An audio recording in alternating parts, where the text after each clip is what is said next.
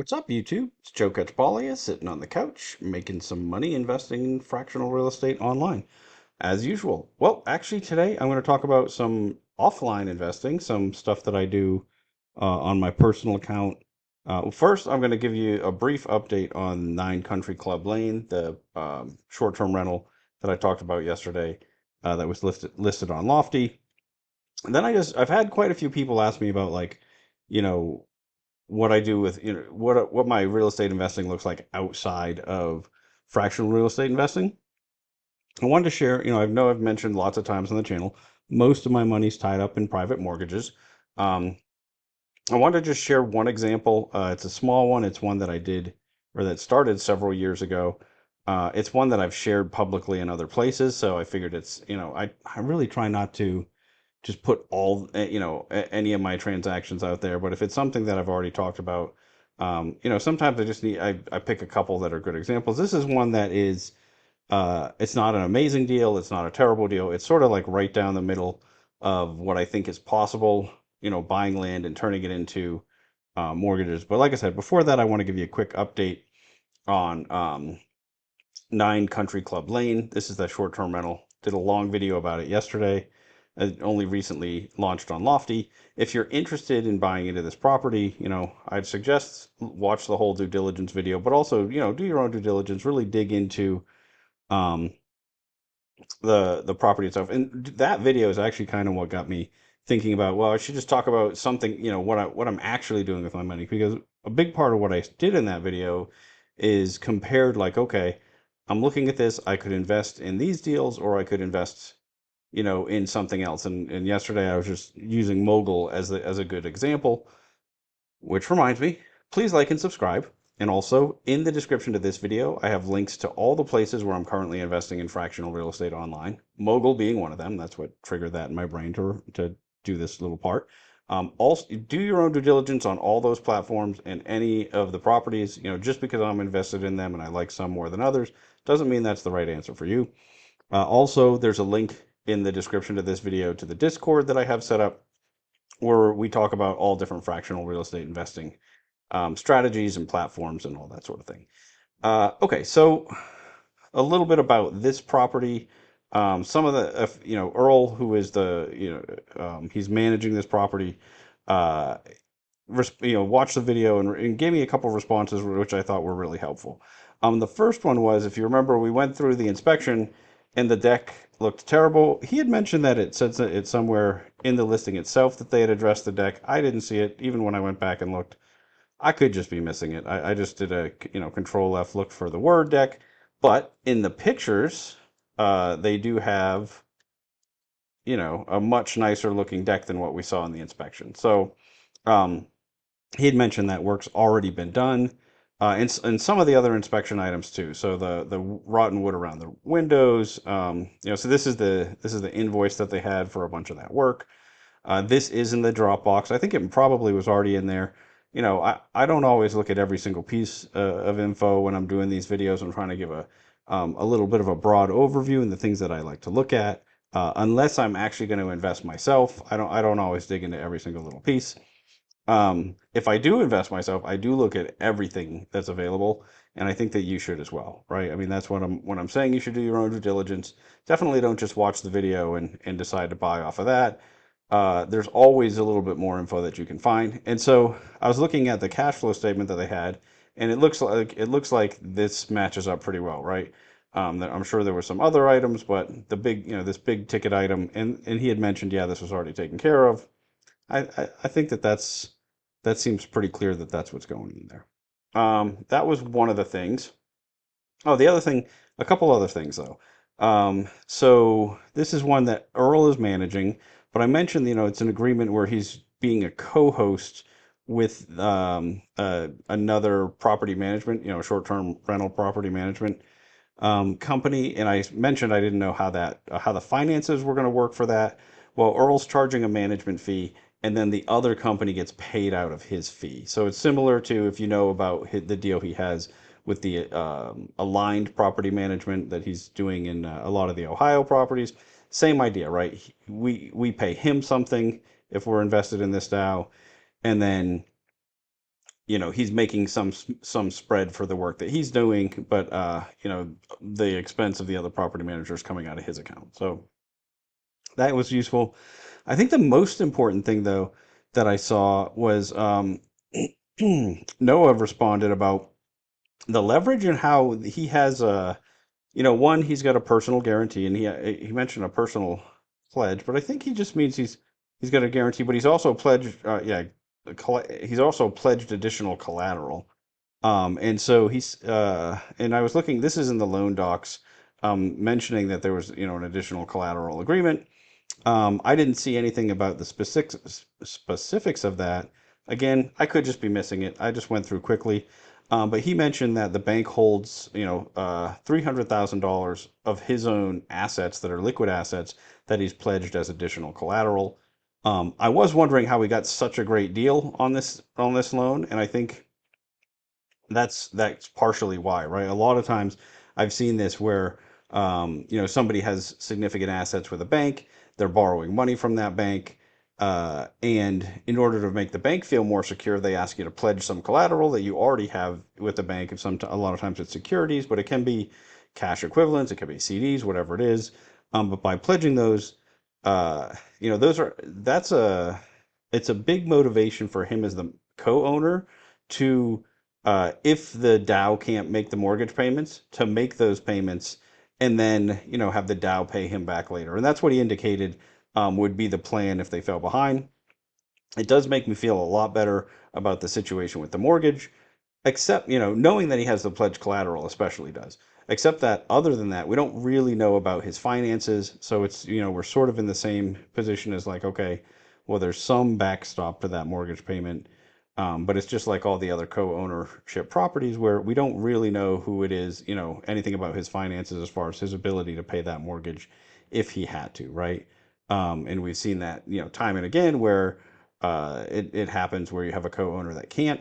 Here, that's a secondary issue, right? Because the Dow is planning to make the mortgage payment, and that's just an instance where he's providing a backstop, right? Where he's providing payment. So anyway, I thought that was very helpful. It doesn't really, nothing that we talked about really addresses um, the fundamental, the underlying property as far as the income, the revenue to price ratio, although they did provide some additional insight into bookings that are already on the books. And so, it might be helpful if you're trying to really construct some estimates of what you think, if you think the 146 or the whatever that top line revenue number I was using yesterday, if you think that's low, maybe you could use some of the estimates that they're providing or some of the actual bookings they're providing to help you make some estimates for the future that might look brighter. That's something that you'd have to dig into on your own. I really like to, as a baseline, use existing income. And when there's a good reason not to use that, to really use the third party things like what we had, the price line numbers. I usually go with AirDNA. Um, I don't think there's anything, the 146 didn't seem exceptionally high to me or anything like that. But, you had to get really hot, close to the top of the range before it was a number that I felt real good about. But regardless, all those updates make this more attractive than it looked yesterday, right? So and that's one of the reasons I really like to do this, to create this conversation, right? And obviously I could just go and put a huge list of questions in the Discord, but I don't know. This is like much easier for me to just talk through it as a video, and I feel like some people taking it in this way is helpful as well. And then also too, like even if you're not interested in this specific property, hopefully you get some thought process out of these. Anyway, that's the whole update for Nine Country Club Lane. So what is um, now I just want to get into the what I really wanted to talk about tonight, which is what I'm doing with most of my money in the real world. I'm gonna use this as a small deal. It's a pretty small deal. I actually really like these little ones, and I think they're a good example for somebody who is okay. Maybe you're gonna invest in fractional real estate. But maybe some of these little land deals, some of you guys are putting pretty big chunks of money into some of this fractional real estate, almost to the point where you could definitely buy. Some of you could definitely buy your own single family homes here in Texas as investment properties with the amount, you're putting more than what you would need for a down payment amount. But even, some of the smaller ones, you'll see this one, I think altogether I was less than $22,000 into it. But so this is one I did in 2022, I think. I'm just sharing it again because it's one, I don't think there's anything like really exceptional about it. It's one that I just have talked about publicly before, so I'm not like, I don't even know what this word doxing means, but I think that's what the kids are saying today. Like, not, I don't really care if you know anything about me, but I'm a big fan of asset protection. So I don't love talking about my own deals. I don't do it very much. I don't mind sharing my wallet, and stuff, and sharing the fractional stuff at the moment because it isn't a ton of money that I'm doing in any of those. But I do think, as time goes on, if I do end up committing large amounts of capital, I'm going to have to figure out how to maybe create a different account or something to do them under. I'm not really sure yet. But anyway, back to this deal. So what am I doing here? What I'm actually doing is just buying a piece of land. Sometimes I do a little bit of work, and I'm going to tell you what I did on this one. But then reselling it, I buy it all cash. When I sell it, I take a very small down payment and I take terms for the rest. So they're just making monthly payments. And so this is one, it is just this little triangular lot. You can see, okay, there's homes all near it, but this one wasn't built on.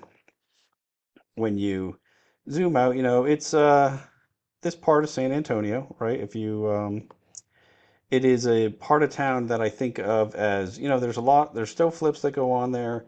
There's a little bit of, I would say early stages of gentrification if I had to, put a label on what it feels like there, right? There's some homes being flipped and whatnot, but there's still a lot of dilapidated homes. There's still a decent amount of vacant lots, or like if a home got knocked down, a lot of times people don't rebuild, right? So the land is relatively cheap. Um, this is it on Zillow right now, but when I bought it.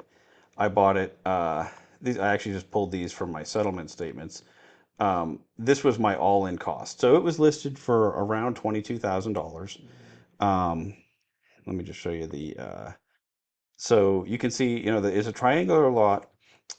Because of the zoning and the size of it, I originally thought I might be able to build two homes on it or create two lots. And I know that seems crazy, uh, but with the setbacks that are in the zoning, right? This is the setbacks, required by. Let's see, which one is it? I think they actually have these labeled backwards, but regardless, it looked like there was the potential to build two lots. So I originally got it under, or build two homes, but very small homes because the setbacks make it so, where you can build is very small. Um, Yeah, that's what this is. The 7.5 is the line that was public information that I could, that I was able to discover on my own. This 25-foot setback was, didn't come up until we did the title, got into the title documents and everything. It's not because of the zoning requirements. So normally before I buy a piece of land, I dig into, all the zoning, what can I build by right? But until I get it under contract, I don't typically go into all of the, looking at all the easements and everything that comes up when you do the title and the survey. So anyway, um, got under a contract for one price because I thought we were going to be able to make it so you could have two tiny home lots. Um, During the course of, due diligence, I found out, okay, it actually had a much larger setback. So instead of this triangle being the buildable area, it shrunk down to this triangle. And so all of a sudden, okay, there's really no way you're going to put two on there and it's just one. I went back to them at the time and I said, and they didn't even know that I thought, okay, that I was thinking about doing two, but the seller had no idea about this. This was listed by um, an out of town company. It was a company out of Houston. They buy a lot of land, they sell it. The listing was just, I mean, I don't want to disparage other agents or anything, but they clearly didn't have all the information to create a listing that made it very attractive. And so, anyway, it had a lot of back and forth. I ended up agreeing to a purchase price of $17,000 on this one. Um, I had a very long period of time to close on it. I think think I had this under contract for like almost 4 full months during that time. And this was at a time where I was actually building the shipping container home where I've mentioned before, and I was working on plans to build another tiny home somewhere else, and thought that I might do that on this lot myself over time. So this is one of my earlier, wasn't this was when I was really just getting into the note strategy quite a bit more. Before this, I had done it maybe a couple times. Um, but so, I was looking at this both ways. Maybe I was going to try to build something myself. Maybe I was going to do this strategy. And it's why you'll see my holding period for this was a little bit longer. And so when I closed on it, with closing costs and everything, it ended up being $18,814. Now, one of the things when I'm doing these deals, I'm also paying myself a commission as a buyer's agent. So that came out of, so I actually paid that much less, but I don't net it out because I bought this in an entity. So this is actually what my entity paid. I figured it doesn't make sense to show you that part because unless you're an agent in your market, the deal you could put together a deal like this, but if you're not an agent, you're not gonna get the commission portion. So I left that off, but just keep that in mind because these are really little deals. So it seems like it doesn't make a great use of your time. Well, I'm getting paid a commission on both the purchase and the sale, so I actually don't mind it. Um, and so on this deal, right? That's a total purchase. There was a lot of stuff in this lot. It is it's almost a quarter acre lot, despite being like oddly shaped and with a giant setback. And there, there's a ton of trees and trash and debris. So I paid like $1,500. And I actually, in my model, I just put all of those expenses lumped in on an early date because I'm doing an XIRR. This was really spread out over my holding period. I also paid for some drawings of a site plan and just a rendering. And I couldn't find that when I was putting this video together today. I think I moved them. I think they're on an old laptop I have, and I never moved them. Um, but anyway, came up with something that made it, that you could see. Oh, maybe is it in the old? No, there's only a picture there. So you could see like how you could fit a very small home on the property, but in a way, and then renderings of what that home would be. Um, Listed it. Took me a little while to sell this one. It actually took me. It didn't take me that long to sell it. It took me a long time to get it listed because I was going back and forth about like which was I going to just build on it. And so I was doing. I held off on listing it for a little while. It actually almost immediately sold once I did get it on the market. I think I had a couple offers like within a couple of days, and so I put it up for the sale price. You don't actually see it, but the sale price was $35,000. And I listed it $35,000 just a couple months after I had bought it, right? But my advertisement says $5,000 down, $380 a month. Um, that a lot of people for aren't going to have even this was originally listed for like 22,000. They might not have $22,000 to buy the lot for whatever reason, but a lot of people have 5,000 down, $380 a month, right? So for whatever reason, I've just found properties sell for significantly more if you advertise them that way than if you just put a price out there and you're selling all cash, right? And they have to, because it's tough to get a bank loan for such a small deal. And a lot of banks just don't want to deal with lending 20,000. And I mean, this is a very small deal. You can do the same thing. You can move up in price points quite a bit. I thought this one was interesting. One, just because, like I said, I mean, I have already shared this one, so I feel perfectly comfortable sharing it. But also, it's a small enough amount that it's an easy move to imagine someone who's investing in fractional real estate could do a deal like this, right? And so, okay, the purchase price was 35,000. They're only putting $5,000 down. There's commissions being paid to the buyer's agent, but also to me. Um, but again, I take that out because that's the time, that's my return on the time, right? And this again is being purchased and sold by an entity that I own, not by me. I don't commingle funds, right? So I would never net my commission out of those funds anyway. And so, okay, on the day it closed, we got $2,673. And then on the first of every month, after obviously not that next day, right? But from every month thereafter, And this is a 10-year amortizing loan. If they this is and so if they hold it full term, I'm getting a 19.65% return on this. This particular one, I actually have they paid made quite a few principal payments. I don't want didn't want to give you all the details on it, but on this particular one, I've gotten actually gotten a whole bunch of my capital back sooner, which increases the IRR quite a bit. Um, and so, I always look at these and like, okay, what if it's a 10-year deal, but what if they pay it off early? So at five, okay, you get a little bit of now we're up over 20. If they pay it off in 3 years, I get to 22. And then, you think, oh, well, nobody's ever going to pay it off in a year. I've had this happen. Things change. These are small amounts of money. They might have a large tax return. They might have, the most common thing is like, okay, they're going to build on it and then they need to go get a construction loan. And so then they pay you off. So I have had some that just pay off. I had one that paid off in like 6 months, even though they had a 10-year loan, right? And so, I mean, that when I looked at the IRR on that, ended up being like close to 80% because I, again, had gotten a very big premium on that one. But yeah, so I mean, if they pay it off in the first year, it's a 30% return, right? And so these are very little work, right? Like all I'm doing is finding the land, negotiating the real tough part on this, if you're not an agent, is finding an agent who's going to do these little deals for you and do a good job negotiating them because I'm never paying list price. I'm making a lot of offers and I'm getting, very really really good value for, to where, yeah, it was probably worth $22,000 even with what I had found. Um, Getting it for 17 was just amazing. I probably could have listed it and sold it for cash and gotten, if I was willing to hold it a little bit longer, probably gotten closer to the 22, right?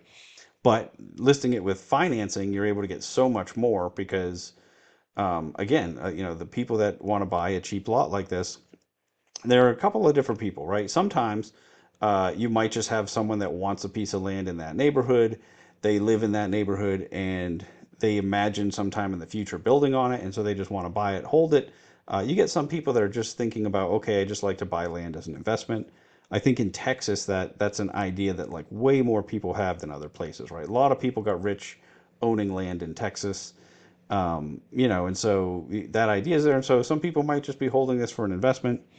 Um, there is, and then there's these small builders that are going to buy it of like to put very little down until they've done all their due diligence, their drawings, they're getting all their permitting, and then they go and get a construction loan, and then they have to pay me off in order to get that construction loan to fund. And so those are the ones that. Sorry about that. My recorder froze again. But I was just saying, those small builders are the ones that, if somebody's going to pay off real early, like the 6 month one that I mentioned, that's usually them, right? As soon as they're ready for their construction loan, bam, they pay it off. And then it ends up becoming a fantastic return. One thing I don't think I mentioned, this 380, this price is, that's with a 9% interest rate. That's how that's calculated. That's what I typically charge. So I end up getting a premium plus 9% interest in addition to that. And so it hasn't been 100% of the time. I have done much lower rate, at least once that I can think of. But I got a much higher premium there, and then it was just that actually worked out well for me from a tax perspective anyway. Which reminds me, I'm not trying to give you a whole course on how to do this. I'm just trying to, present an idea that's something that is, I think, a really good alternative to fractional. If if you have a little bit more money that you're trying to put to work, if you're, 20, 30, $40,000, you can do deals like this all the time. There's always, stuff in that price point, at least in my market, right? And honestly, if you get much higher than that, you could start, that's enough for a down payment for a single family home in my market. And so, um, because I was talking a lot about your other options, as far as other fractional investment platforms, I wanted to just share, what I'm normally comparing stuff to for myself. Because one of the reasons I've been thinking about this a lot lately is I do have one big balloon payment from somebody who I lent money to in a deal like this coming due. And it's much larger than my average one, and so I'm going to have a lot of capital to put to work.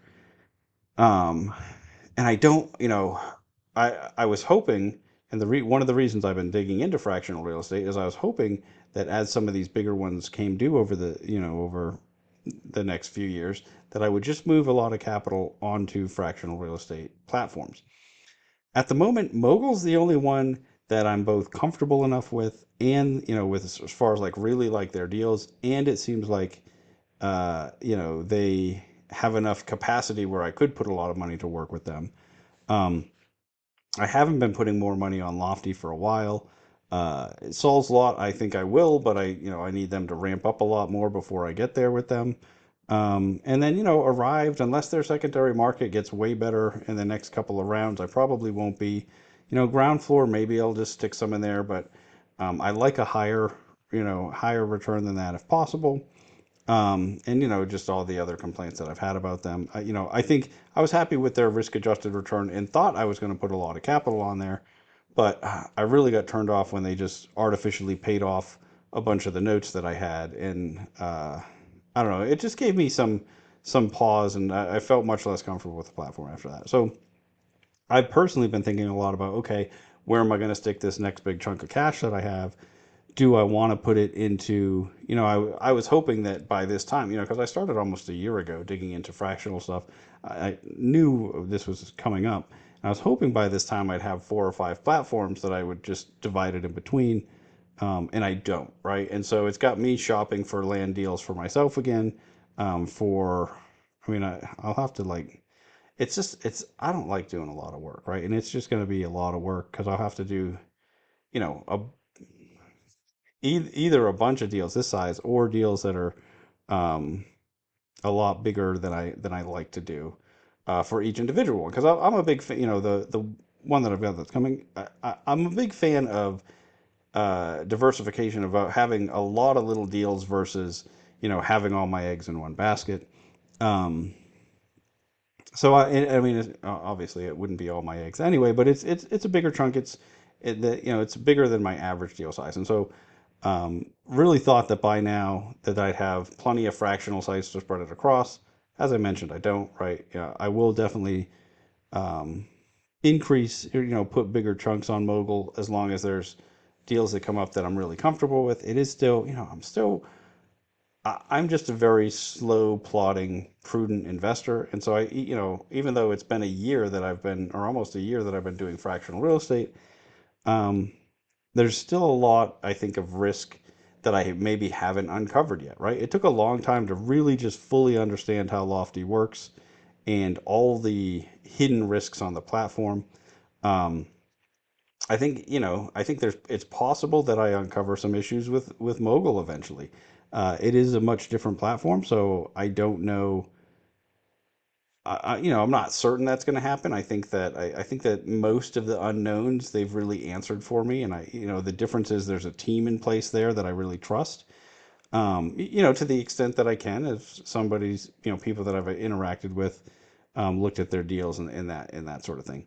So anyway, that's what's got me really thinking about, okay, if we're going to make comparisons, if we're going to think about, okay, where else can our capital go, you know, like I was doing last night's video, well, if I'm going to buy this short-term rental on Lofty, why wouldn't I just buy this other one on Mogul? That was pretty much the what I'm setting up there. But I want to just mention, I have this thought in my head all the time about, okay, where else am I going to put cash, right? And I have invested in REITs in the past, and I've invested just in the stock market in general, and a little bit in crypto. But I'm certainly not a crypto guy like a lot of the people that are that watch these. But for the most part, and I buy some precious metals and different stuff. But for the most part, I've been a 90% plus real estate guy or private mortgage person for since for almost well, for 20 years now. And so um, it's going to continue to be where I feel like I have an advantage investing. I think it's why I do well on Lofty, even though on average people are losing money on Lofty. I think that I feel confident I'll still make decent money on there, and so maybe I'll put a little bit more on there. Um, but I just gotten thinking about, okay, where else am I going to put my money? I'm obviously not going to show the deals that I'm looking at today for myself.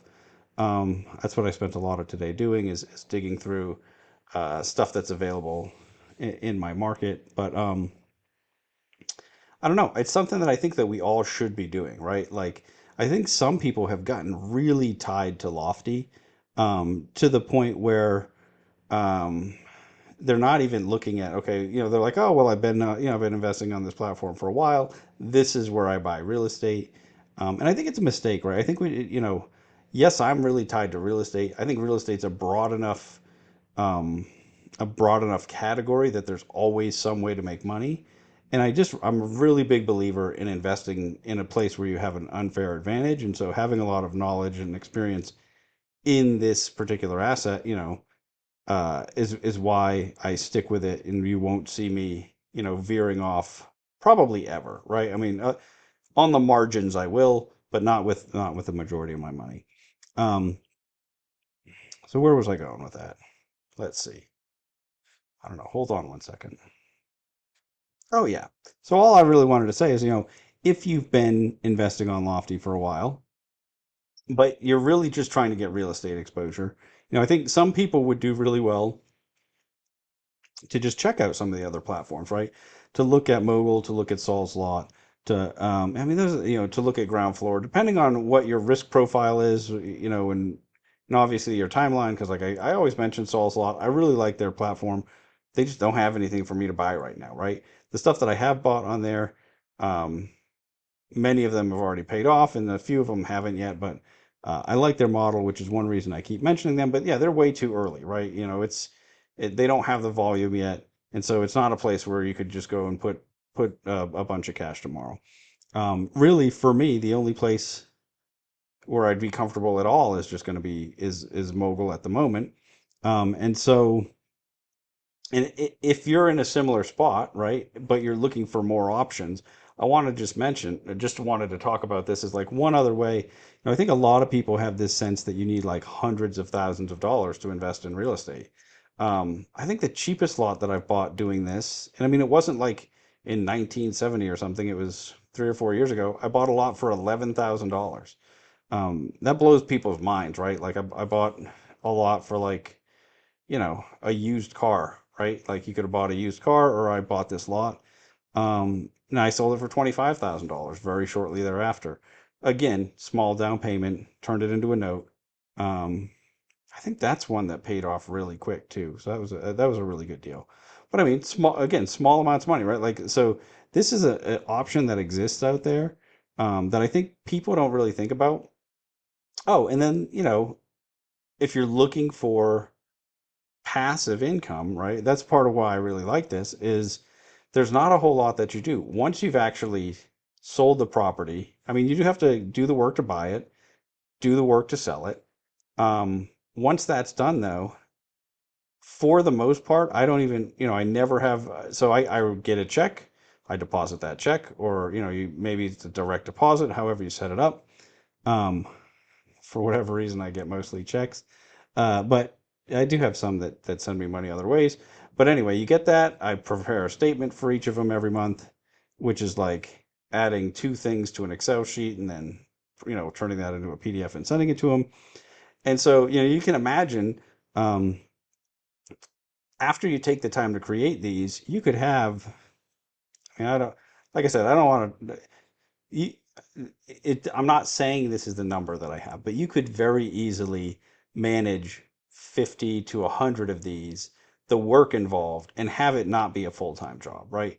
Once you've put them all together, right? Of course, finding all those deals, getting them going, that looks more like a full-time job, but actually just the servicing part, just the collecting payments and the sending out reports, um, as long as you don't just do it every time you get a check, like if you just let them sit there and you do them in a batch, which is what I like to do, and then do your reports in a batch and you send out emails. I mean, you can in, one or, you take a couple hours one day a month, and that handles most of what you're doing. Occasionally, I'll have someone who forgot to pay and I'll send them a text. I've never had anybody more, I've never had to foreclose on one of these. I'm very comfortable if I had to.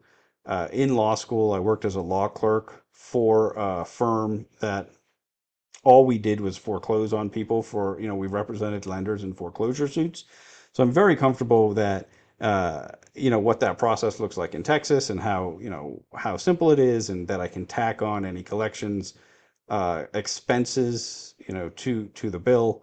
Um, Even all that being said, and with that experience, I'd still just hire, I have a real estate attorney that I use, even though I am a former attorney. I think everybody should, right? Especially like on these deals, you can either have your own attorney prepare the stuff, or the title company's attorney will prepare the documents. It's not a lot of money. I never try to draft my own stuff. I think it's really silly to try to save money for these little things when it's really easy to make a small mistake that that'll cost you way more than what you paid your attorney.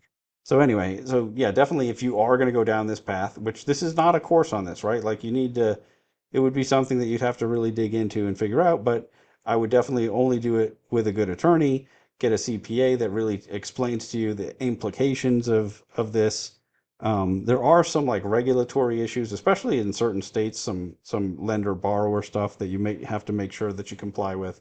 But I don't know. I just really wanted to mention it as an alternative because it's something that you can do with small amounts of money, and it is, you can get really good returns doing it as well, for what in my mind is extremely low risk, right? I don't. There's never going to be a situation where I don't get a payment and I owe money to somebody else, right? The short period of time where I own it, I have to pay taxes and mow the lawn or whatever. But once it's sold, there's no associated expenses, right? All I'm doing is collecting. If somebody is late, it's just that I don't get money that month, but there's not some mortgage I have to pay. There's not some repairs I have to pay for. I mean, there's just none of this other expense. And so, if you have a portfolio of these and you do end up having some late payers or something, I mean, I have one guy who pays late all the time. It just gives me a better return, right? I mean, I'm getting a late fee regularly, and he's never gotten so far behind that I've moved to foreclose or anything. So, anyway, I think that's really all I wanted to. I just wanted to bring this up as a lot of people do ask, like, they've asked me like why I'm not putting more money on Lofty. I mean, partially it's when I compare it to other places I can put my money, I'm just not very comfortable with it. But and I'm getting good, what I think are much better risk adjusted returns in real life right now. Or on other platforms. So I will ramp up what I'm putting on mobile, I think, unless they start to disappoint me in the way that Lofty has, or ground floor. I mean, I'd stop putting more money on ground floor too, right? I think, um, really hope that we get some new platforms where it starts to make some sense. Hold on. That's really it, though. That's all I wanted to cover today. Before my laptop blows up, it did just freeze again. If this is something you'd like to hear more about, or if you have questions about it, feel free, jump in the Discord. I did set up that section that's like other real estate topics. Happy to talk to anybody about this stuff. And obviously in the Discord, feel free to talk about any real estate strategies as long as you're putting it in the right spot in there, right? Um, it's something that I think, as much as I'm really just here to talk about, I've made my channel all about fractional real estate investing. Until we have, 3 to 5 platforms that I just think are rock solid, it's not going to be 100% of my capital. And I just can't, I don't think it probably shouldn't be for anybody, right? I mean, that's my general opinion. Anyway, if this is something that's interesting to you, let me know. If you think, hey, please just stick to fractional real estate, never tell me about outside real estate stuff again, feel free to share that comment as well. Tickle the like button. There's a bell that you can do something with. I don't know. I actually never use the bell, but I'm told to tell people to use the bell, so use the bell. And that's going to be the whole video for me for today. Um, I think that videos pop up like, somewhere at the end of these, and then you can click on those. Apparently, Google really likes it if you do that. They don't really like it for you, they really like it for me. So if you want to do that and click, it should be showing you like videos that you haven't seen, hopefully. If it's not doing that, I'd love to hear about it, guys. So if anybody could tell me that, I would appreciate it. That's it for me for today. Until next time, I'm just going to keep making mistakes so that you don't have to.